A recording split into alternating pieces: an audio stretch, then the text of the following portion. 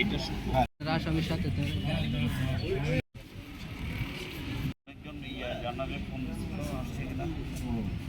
আপনারা সবাই জানেন যে গতকালকে রাতে 22:30 ঘটিকায় আমরা সেনাবাহিনী এবং র্যাবের তত্ত্বাবধানে একটি যৌথ বাহিনীর দল গঠন করি এবং এই দল গতকালকে ভৈরব বাজার এলাকায় একটি অপারেশন পরিচালনা করে। এই অপারেশন পরিচালনার সময় ভৈরব এলাকার যে শীর্ষ সন্ত্রাসী আছেন এবং মাদক সম্রাট যাকে বলা হয় সাইফুল, তাকে আটক করা হয় ভৈরব বাজার এলাকা থেকে।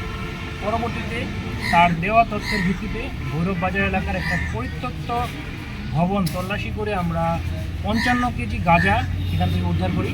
এছাড়াও সেখানে আমরা পাই হচ্ছে 187 বোতল ফেন্সিডিল এবং তার কাছে 184 বোতল ফেন্সিডিল সেখানে পাওয়া গিয়েছিল এবং তার কাছে মাদক বিক্রির 1,78,000 টাকা সে জায়গা থেকে জব্দ করা হয়।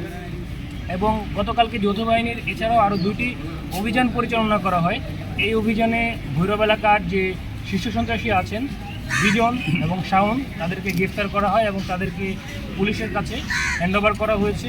তাদের বিরুদ্ধে আইনানুগ যে প্রক্রিয়া সেই কাজ চলমান আছে।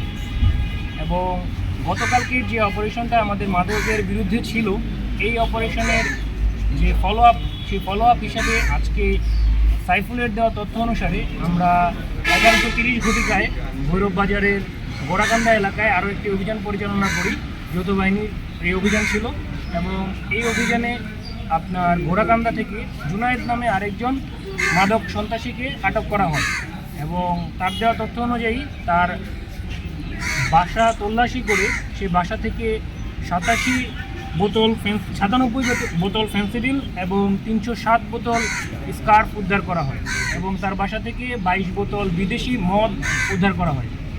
তাদের সবাইকেই ভৈরব থানায় হ্যান্ডওভার করা হয়েছে এবং তাদের বিরুদ্ধে যে আইনানুগ ব্যবস্থা সেটা নেওয়া হবে। এখানে আমি উল্লেখ করতে চাই যে এই অভিযানে আমাদের র্যাবের যারা ফিল্ড সোর্স আছেন তারা উল্লেখযোগ্য ভূমিকা পালন করেছেন।